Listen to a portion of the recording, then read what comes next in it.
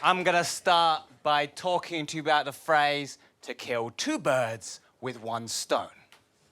We've all heard it. I have some issues with this phrase. Firstly, who's going around throwing stones at birds?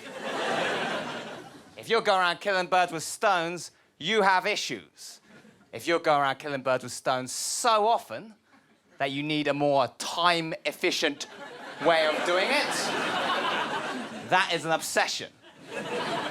We're using the phrase wrong. We use it when we found an easy way of doing two things at once to save time. Killing two birds with one stone isn't easy. Just take the physics of it.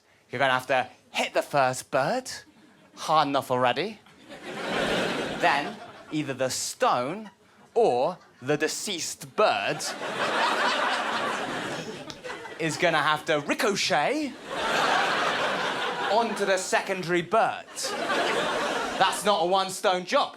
If anything, you're gonna miss a lot more birds than if you were just trying to kill one bird. You're gonna run out of stones.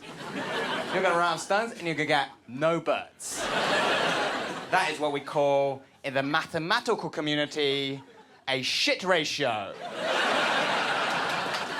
We're using the phrase wrong. We should be using it when we try to do two things at once, but it horrifically backfires. For example, washing your reds with your whites. You thought it'd save you time, but instead, you fucked yourself there.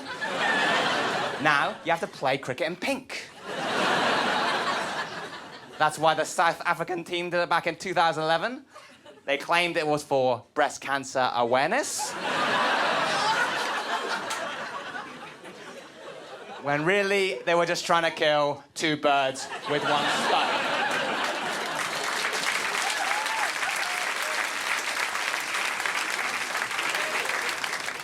Now, you might be trying to think of some loopholes to make killing two birds with one stone easier. One loophole you might try: Siamese birds. Fair enough, they do exist. They discovered a few in Arkansas in 2008. However, if your strategy is to wait around for a set of conjoined twin birds, that is equivalent to going to a bar and waiting for Siamese twins to show up if you're trying to have a threesome. Not an effective strategy. A threesome already quite difficult to obtain. You're gonna have to attract one partner, hard enough already. Then, that sexual attraction is gonna have to ricochet onto the secondary partner. I don't know how sexual attraction works, but I do know projectile physics. And I assume they're the same. Now, you might be asking yourself, what if it's a pregnant bird?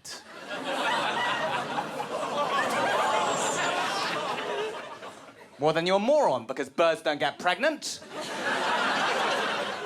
They're not mammals, they're birds.